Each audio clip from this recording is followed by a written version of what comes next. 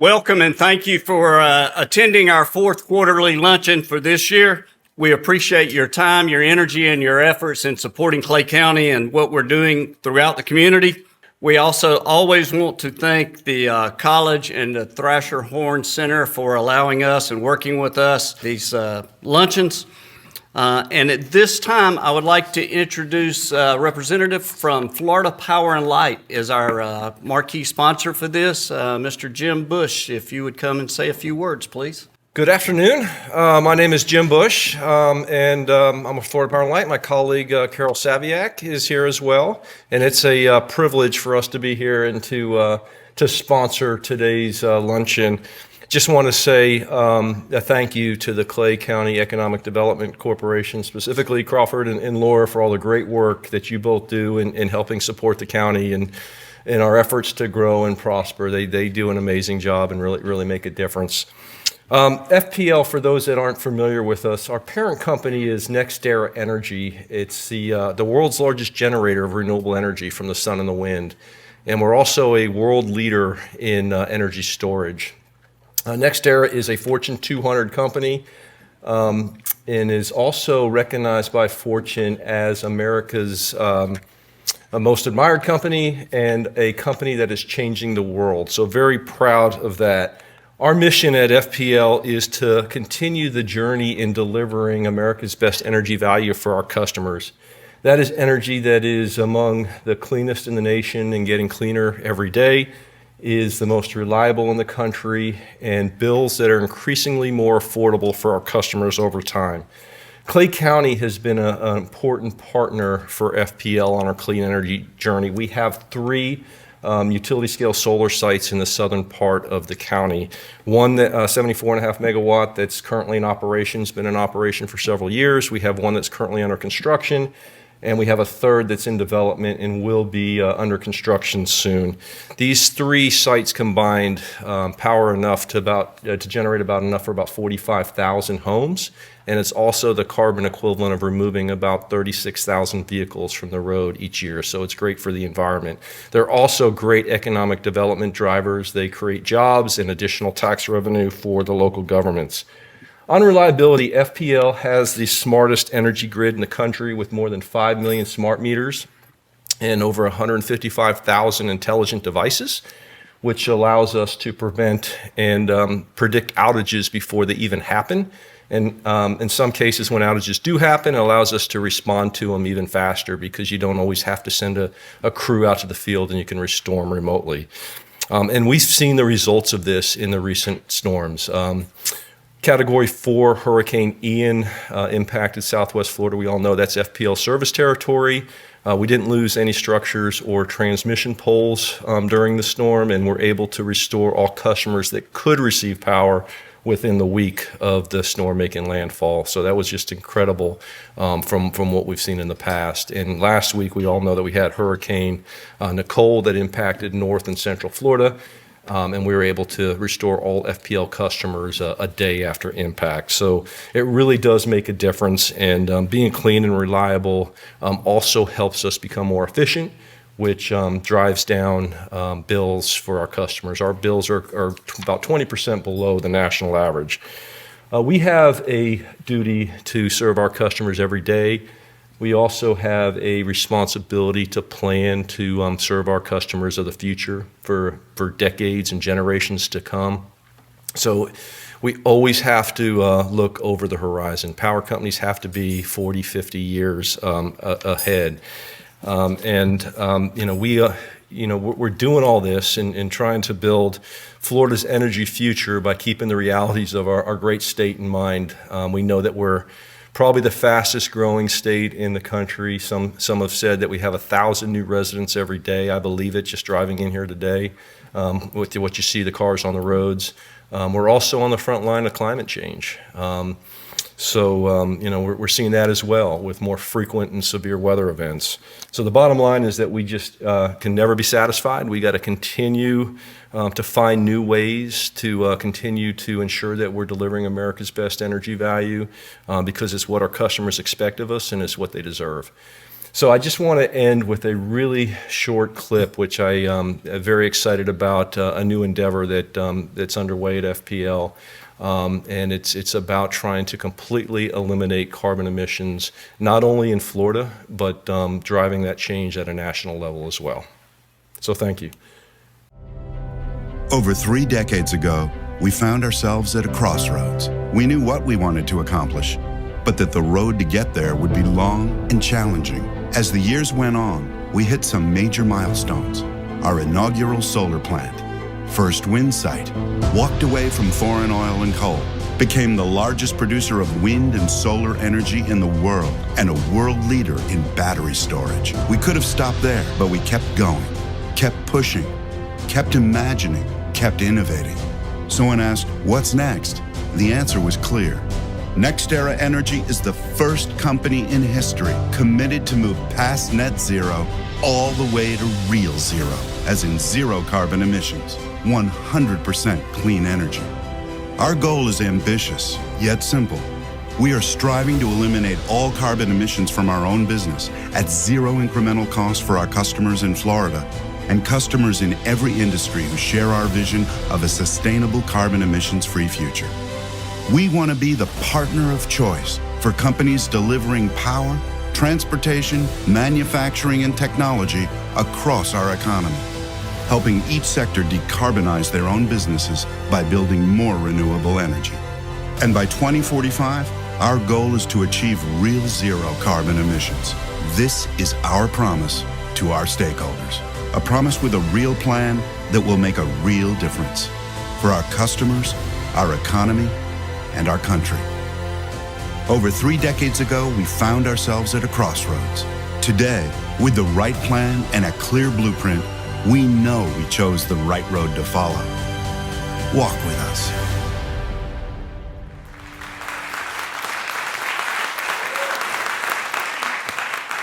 So Jim, thank you and thank Carol for so much of what you guys do. FPL is a great partner, not only with Clay County, but also throughout the state for economic development. And I got to say, when Jim was up here speaking, it reminded me too. I know Veterans Day was last week. There were several events that were rained out that did not come to fruition. If you're a veteran, if you'd stand up, we'd just like to recognize you today and say thank you for what you have done and what you continue to do throughout.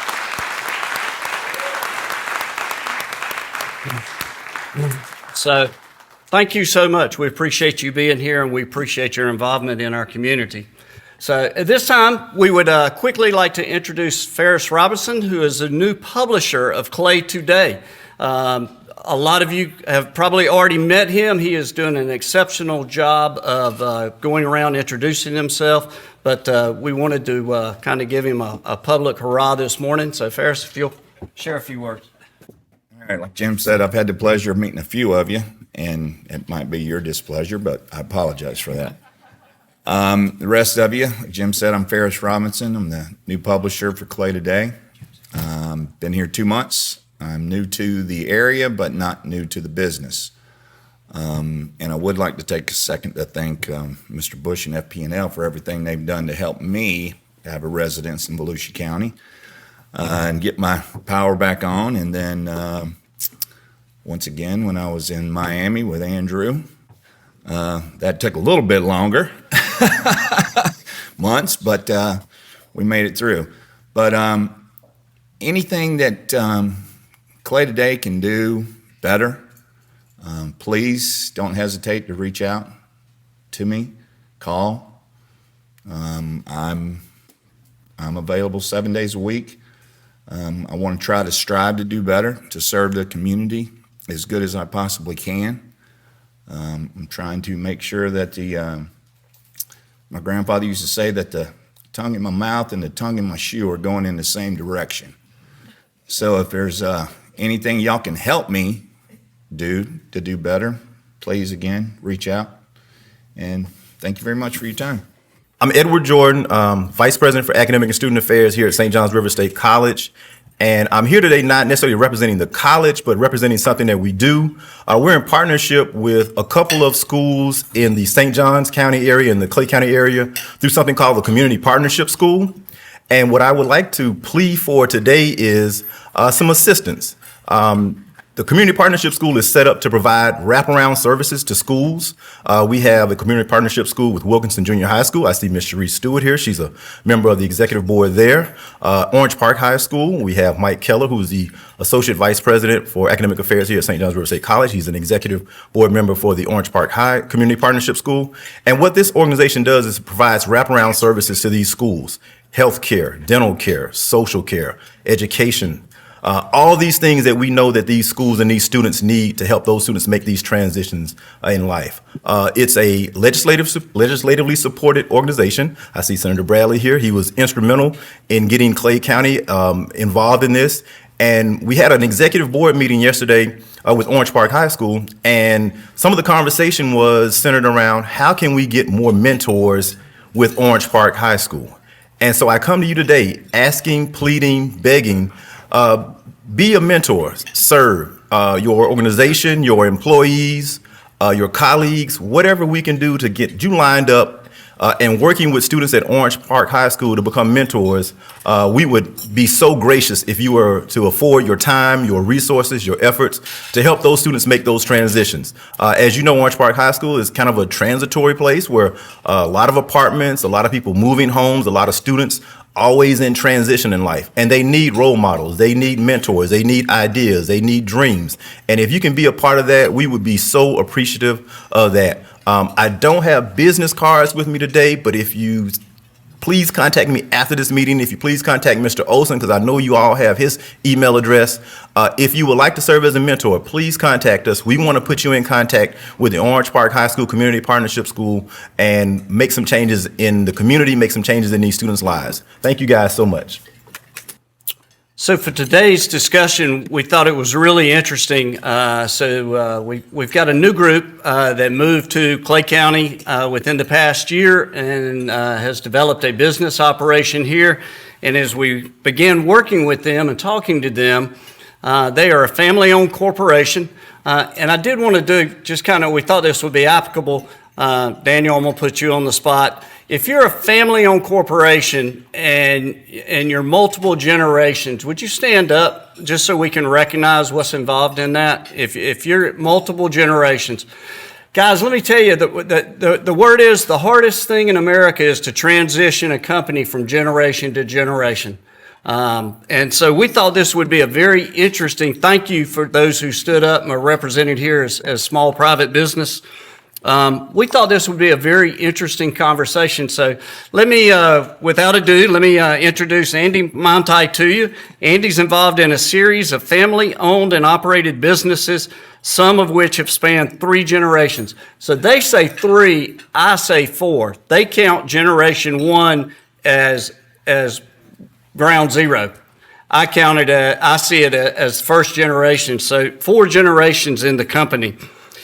32 separate LLCs, everything from a microbrewery that we understand we're trying to expand to North Florida with, and they started out in northern Michigan. They have resort parks in Southern California. Andy's the general manager of Tremont Materials here in Green Cove, their newest business launch in the Monti family, and the first venture into Florida, which we will discuss. Andy's passionate about changing the world in concrete ways that with their precast products such as Ready Rock, Rosetta, hardscapes, and pole base. And what Andy did not say in his bio is he is relocated to just south of Green Cove on the river, and he has been married for 8 weeks. So we appreciate him being here with us today. So let me welcome to the chair. Welcome to our event today. Welcome to Clay County and to Green Cove. So question number 1, tell us about how your family got started in business and how did that lead into where you are today as a family business?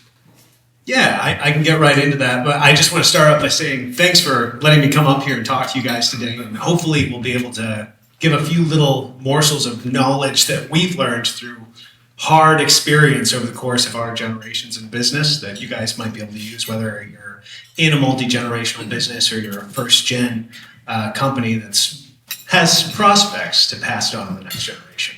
So what I have up here is just a very basic slide going through what was happening. So we call it Gen Zero. This is Ferdinand, comes over from Germany to northern Michigan, town at that time of about 1,000 people. So he gets started, he's hunting, he's trapping, he's farming, and over time, he gets up enough money that he can afford to buy a farm. But the real matriarch of our family, and this is the core to any family business, is you have to marry up. You got to find someone that's better than you are. You got to do it. That's something the Montais have been very good at. We try to marry up, and he managed to find Constance. And Constance is the first business owner in our Montai family. She started up a greenhouse. There was a railroad that was running through Petoskey, Michigan, which is where we got our start. And she would sell flowers. She grew aster flowers, and she would throw them on boxes and send them down to Chicago on the train. So Aster Brands is the name of the group that I am working in today. I'm focused on. That's the umbrella company, and it's in honor of Constance Montai. And they actually had 2 children. This sucker is not working, so I'm going to have you do that for me. So they had 2 kids. Essentially, what happened is these guys started with farming, but they started to acquire more lands. They started to get into strawberry production, which was their cash crop at the time. That's how we really got our start. And Chicago was the major market. So they wanted to start getting into making boxes so they could travel more effectively. Ended up buying the wrong equipment. Someone swindled them, sold them equipment that couldn't make boxes. It ended up being veneer equipment. And someone shows up from the UP, the Upers is what we call them, the Lower Peninsula. And they said, hey, what do you have veneer equipment for? And they're like, we have no idea. We don't know what to do with this. And he said, why don't we start up a business with this? I come from a veneer mill in the Upper Peninsula. So that ended up being our first major business, the forest products that you see there, which also spawned the construction service at a very basic level. But that is our own oldest family-owned and operated business. So that's one of the core lessons we learned. Oftentimes you'll make a major mistake. You'll sink all of your cash into something and you say, oh, what did we do? This did not go the direction we planned. And eventually you find you can turn that around and it becomes something that can totally change the trajectory of your family moving forward. So those 2 brothers had 3 sons each that were active in the family businesses. The eldest sons of both sides, they each had 5 sons, believe it or not. The eldest 2 on both sides went out and started their own businesses. And then the younger one said, we're not nearly as smart or as talented as those guys. We're going to have to team up if we want to make it. So they ended up starting these businesses. And in the end, it was the teamwork that really brought them through. They launched the construction division of landscape products. So we have our own precast concrete manufacturing facility. Essentially what happened is one branch of the family ended up going into construction, which led into ready mix, which led into precast concrete, which led into licensing our technology to manufacture our products all over the world. That's the side of the family that I come from. The other side of the family goes into hospitality. They end up going out to California. They start buying up properties. They start building resort parks. They start getting more and more into different real estate, different divisions that are buying up office structures, warehousing, all types of different things. And then in the end, Gen 3, which is what I'm a part of, we ended up coming together. There was a schism in the family back in Gen 1, and we managed to kind of piece that back together. And at this point, it went from 2 brothers that didn't talk for about 20 years to a whole suite of family businesses that are all now under the same umbrella called the Montai Group. So that's kind of how we got started with our 5 major business units. And our generation, between the Gen Xers and the Millennials, we are scaling these operations. We've started up a few businesses of our own, such as Trumont, where we're starting to roll now. But that's how we got our start in business. That's great. So give us a scope. How many business units? How many employees in the business units? how many family members are actually engaged in the diversity of the business units? Yeah. So one thing you'll notice on this slide that's kind of interesting, the scope, I'll start with the family members. You see it starts with one active family member, which is Constance Montage. She has 2 sons, Ted and Ernie. They each have 3 sons, so it doubled, now it tripled. In our generation, which we call Gen 3, it's now quadrupled with active family members. So between all those family members, we are now managing 5 major business units. Which, and I think this will be the next slide, which is about 420 employees doing about $110 million in sales at this stage in these different industries that we're active in. So how many family members are engaged in the business versus total family members? And I'll roll on to the next slide for this one. So interesting slide to try to answer that question. Why am I showing a barn and human foosball on this slide? That's an odd way to say who's active and who's not active in the family businesses. So one of the core things that we've learned in our family businesses is it's very hard to work together. It's very hard to manage your brother or your cousin. It's even harder to have to fire your brother or your cousin. It's not for the faint of heart. So what we found over the generations, if we have a family reunion, there's 200 plus people there, but there are only about 25 active family members in the businesses.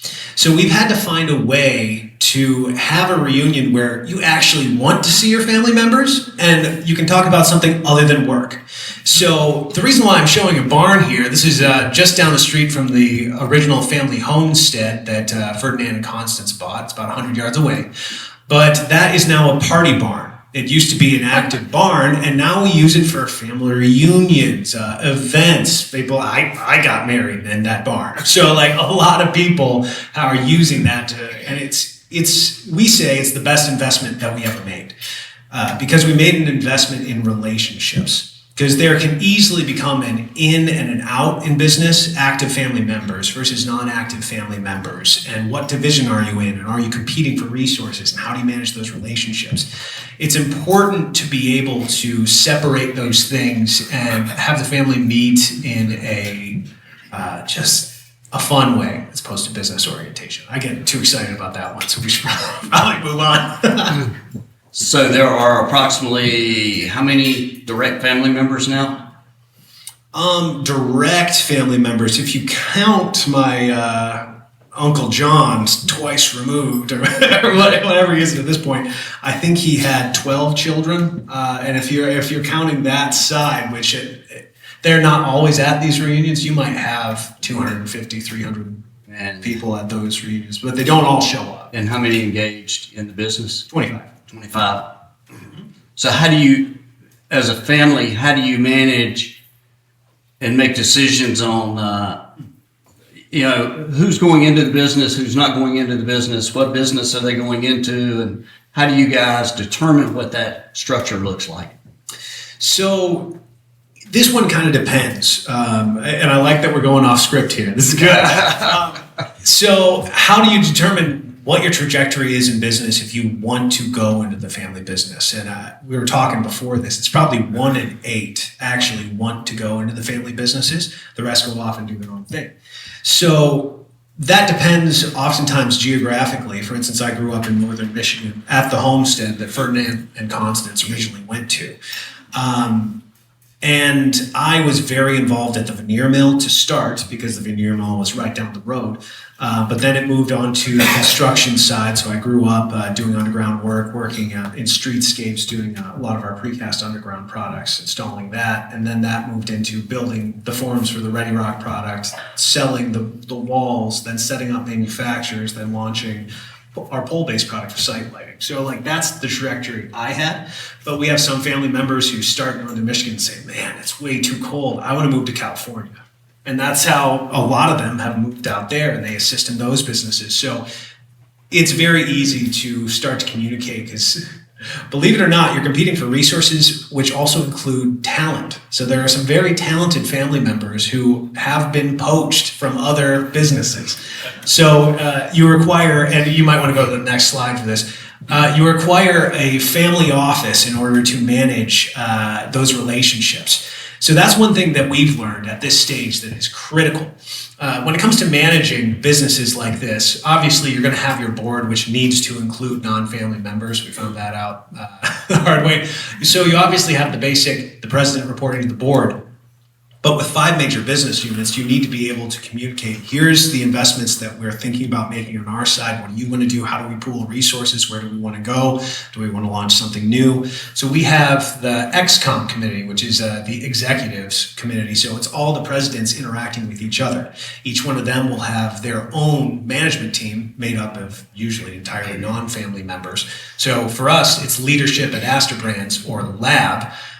So that's everyone working together. How do we scale our businesses? And then the family office works with all of them because you're competing for resources, you're competing for talents, you're competing in these different industries. And sometimes your customers are competing with each other. So if you try to support your team here, you're actually hurting your other business unit over here. So it's very complicated, and that's why the family office has been key in doing these things. Then obviously it's not so obvious, the family business day. What I'm showing on the right here, you have in the family and in ownership, you have the family side, people who are engaged, people who are not engaged. On the business side, you have non-family members who are working there, just your employees who, in some cases, they might be an owner. You have to manage all of those relationships, and many of these people might have an ownership stake in a company in California, and they've never really left Northern Michigan. So the family business day is how we, every year, right before the family reunion, we go down with everyone to focus on the businesses. Everyone knows where the finances are. Everyone knows what's coming down the pipe and what the expectations are to be a good stakeholder. And then you try to decompress by having a family reunion and having fun and breaking your foot in family foosball. That's what we do. So that's kind of how we manage those relationships and try not to strangle your other business members, partners. So while you were telling that story, I was thinking of a long time ago, elementary school, when you're the last kid picked for the basketball team out at the playground. It's like, we'll take him, but we don't really want him, but we'll take him. So it does happen. Yes. So family business is hard for that reason, but that's part of these family businesses. It's part of our culture, but many family businesses don't have this. Oftentimes people want to start their business, and by the end of their career, they want to sell and get out and enjoy their retirement. Our family saw early on a few family businesses. This is back in Gen 2. They saw a lot of family businesses that they sold their business, their kids got a windfall, and maybe it was mismanaged, maybe it was whatever happened, the money actually kind of ruined their lives in a way. So our family decided we want to, when it comes to inheritance, we don't want to give money, we want to give opportunity. So that's why we've held these businesses over generations. We're not trying to do a windfall of cash, we're holding it and impacting our communities. And that's why it's important to do things like this and get to know new people, because if we buy a property in Green Cove Springs, we're going to be there a long time. And it's a very thought through decision, if that makes sense. Good. Laura, I think this is the next slide, if I remember. So briefly, talk about CATs, orgs, and ops. Oh, we missed. I might start. Next slide. We can go to the next one. Yeah, Sure. We'll skip that one. So CATs, orgs, and ops. What does that mean? Has anyone ever heard of this? Didn't think so, because we came up with it. So this is something that you're going to find in our family, which is odd. It's something I heard growing up, and I didn't know it was strange until I ended up going to business school and no one knew what I was talking about. But early on, we were told at all these family reunions phrases like, that guy's a cat. Well, what does that mean? It means he's a catalyst. That's an idea guy. So there are 3 types of workers, and we acknowledged this early on. There's CATs, there's orgs, and the ops. And it just so happened that 3 of those brothers happened to have all 3 of those traits. One of them was an inventor. This is a guy who started, we had a construction company, and someone might say, we need a retaining wall on this project, but we have no room for reinforcements. We need to build right on the property line. do you have a massive block that you could build so that just the mass of it will allow you to build without any reinforcement? And then Jim on the left there invented Jimmy's Jumbo Blocks, which is what he called it at the time. Ended up doing the project, then he was ready to go on to the next thing. He wanted to invent something new and move on. But his younger brother, Ben, who happens to be my father, was an org. He's a guy who saw that opportunity and said, we can turn this into something. We can build a team around this and we can start to sell this over and over. So he ended up building an organization. But one thing that we found very quickly in our family was he wasn't always the best with finances. So if he was running that side of things, he would have run us into the ground very quickly. Not because he's a bad manager, but because he's so focused on the potential he'd spend way prior to when the value could be reaped. So his brother, Mark, the op there on the right, is the one who allowed them to scale this profitably to the point where you have 220 manufacturers all over the world. Without him, the other two couldn't have done much of anything. Without the idea in the first place, you couldn't have had a business. So you find that you have to value, a lot of people value the cat a lot because they're coming up, they're seeing things that other people don't see. They're seeing the value. But if they're alone, they're going to come up with 50 ideas. They're going to get everything 2% done. They will have spent all of their energy and they won't have gone anywhere. That's why you need the other two. So that's what we learned early on, differentiation within your workforce and valuing people equally. Because without the other side, you're not going to go anywhere. Pretty interesting. As diversified as you guys are, what brought you to Florida? So what brought us to Florida, and you're probably going to go several slides. Yeah, I'm sorry. By here. Let's just move on. But what's going on? Why did we end up in Florida? Essentially, what happened is we have these manufacturers all over the world. So we set up a producer for our Rosetta product line, which is a residential product that you can make small block systems for retaining walls, paper slabs, fire pits, fireplaces, whatever it may be. They ended up getting their start, and two partners found out that they maybe weren't ready to work together anymore. And they decided they were ready to sell. But this was early on. They were 12 months in. So we had been researching at that point with different markets to try to open up our own precasting facility because we wanted a closer relationship with our customers so that we could better innovate and create new products. We were a step removed when you have 220 manufacturers and you're servicing them, but you're not really talking with the end users. So we wanted to begin precasting again in a new state. And specifically, we were looking at two states, Texas and Florida, and specifically Jacksonville and Austin is where we were researching. And this operation just kind of fell into our lap. They wanted to sell out. We did the research. We'd already done a lot of the research when they came to us. We started getting involved, getting to know a few people locally, started building a relationship with Van. I don't know where he is, but started building a relationship with him and getting to know these guys. And then we ended up buying the property and got our start. Good deal. Sorry, I skipped on you. It's all I was trying to keep up with the time. So tell us what you got planned for your expansion here in Clay. Sure. So let's go on to the next slide here. So essentially what is going on is we bought the old Gustafson's, a portion of the old Gustafson's dairy facility and their property there. So we have a 24.5 acre plot of land. At the very bottom right, you see that existing plant in yellow. So that's where we're currently manufacturing. The idea is that we want to double that in size, and then we want to build a separate plant. The original is going to focus on our ready rock and pole-based production for site development. And at the top right there, you see a secondary production facility that's going to focus solely on our residential products, which is going to be the bigger mover in this market over time. So that's going to take up about half of that 24 acres. The left side there is the old dairy production facility, which is eventually going to be torn down, and we're going to create something that's much larger and obviously more modern, because that's been there a very long time.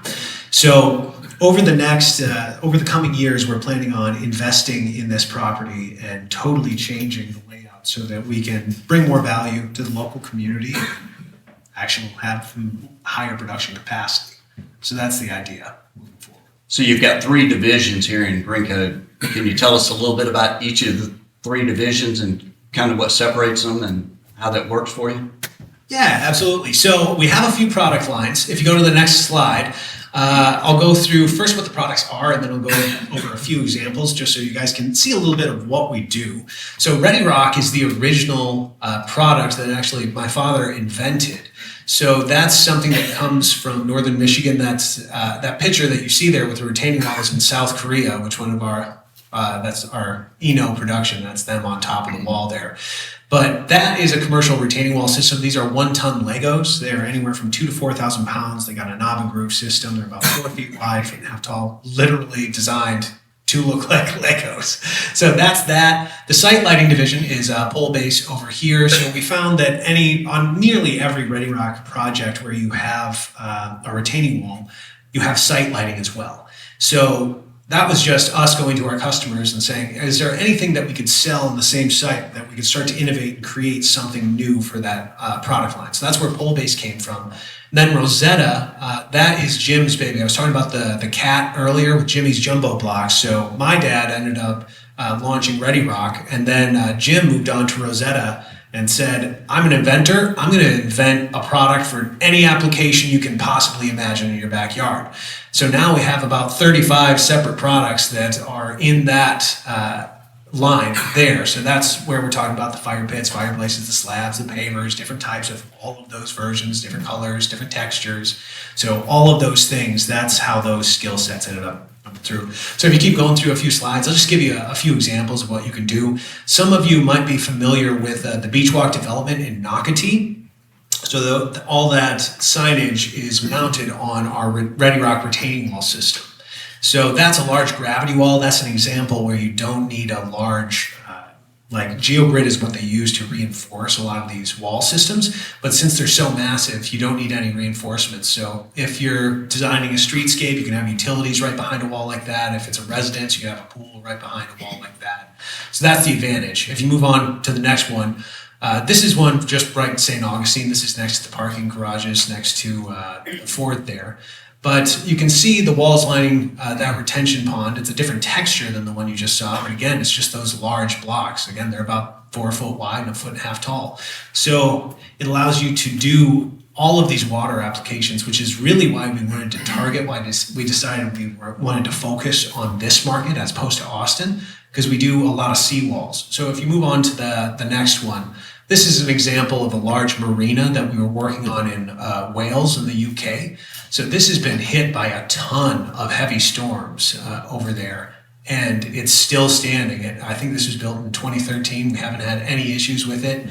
But this is one reason why we really wanted to focus on Florida. Ready Rock can solve a lot of the coming issues with more and more frequent hurricanes and harder storms as time goes on. So trying to protect the shoreline.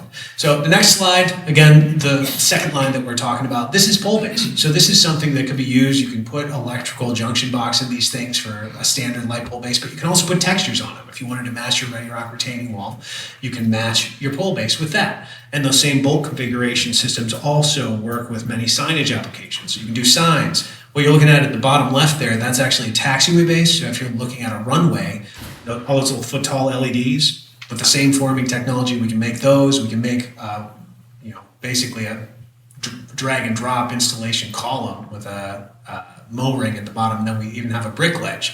So this is an example where we literally have engineers and inventors on our team that are just making new products. Whenever there's a new idea that an architect has, we can develop something for them.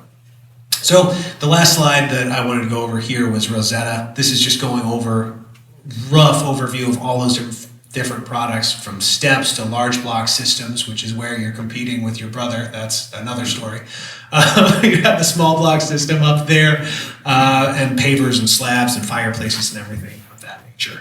So that kind of gives you an idea of why we came to Florida, what we're doing here, and a little bit about what we do. Well, we're glad you're here. We appreciate your sharing today. I think it's incredible. I think family businesses are really cool and dynamic, and we appreciate you sharing how you guys do that. So I got one last question. It is a shameless paid political advertisement. So why did you decide to get involved with the Clay County Economic Development? Because I know we've had lunch a dozen times and we talk about what ifs and why fors and just so those out there can hear kind of behind the curtain stuff. This is why we get engaged with companies here. So please. Yeah, well, first of all, I mean, it's been a huge help from different people in this group. It's been a huge help from you specifically, so thank you. Thank you. But Crawford set up a ton of meetings with different people in this community, and one reason why I thought this would be a good idea, thank you for the opportunity, but when you go up to Michigan, everyone knows our name. Down here, nobody knows who we are because we just opened in March. So it's one of those things where we're going to be here for generations. That's the plan. So how do we start to build roots in this local market, get to know all the players and start to do this? We had to find a group that was receptive to us coming in and building those relationships. Immediately met Crawford. He started introducing me to a lot of great people. The guys at Green Cove Springs, Mike and Steve, met Jesse Ladson, met the Valancourts, met all kinds of folks that are involved. So not only you helping, but creating an environment where people are so receptive to new outsiders coming in and trying to do something new. So I think you guys have created a great group. I think you guys do a lot of great work. So thank you for letting me come up here and talk to you guys. I hope it was helpful hearing a few of these anecdotal stories. I hope, but Hope you guys found that kind of interesting. I've had some really cool conversations with him, and I'm like, yeah, this is pretty neat, because normally most of us don't get into the details of family industry and family business like that. So I thought it was interesting. I hope you guys thought it was interesting. Very quickly before we wrap up, Sean, you were here. Sean's still here. So I was going to introduce Sean Mabry to you, but he has already slipped out, so we'll try that again next time. As always, even though it was scratched out of my notes, Laura, thank you. Thank you. She makes this part of the job look easy. So, hey, and I did want to say, this is our last luncheon for the year.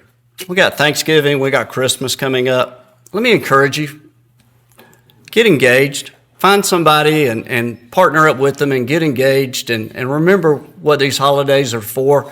Get involved, support a family or a child or somebody during the holidays, and share what you have to share with them. We had an opportunity to mentor high school students a little bit earlier today. Take a moment and just remember the holidays and take that time to get engaged and get out of your comfort zone and extend a hand out to somebody. As always, if you would like to see any part of this afterwards, it will be on our YouTube page. We greatly appreciate you taking the time, the energy, and the efforts to be with us. And with that, we are adjourned. Thank you.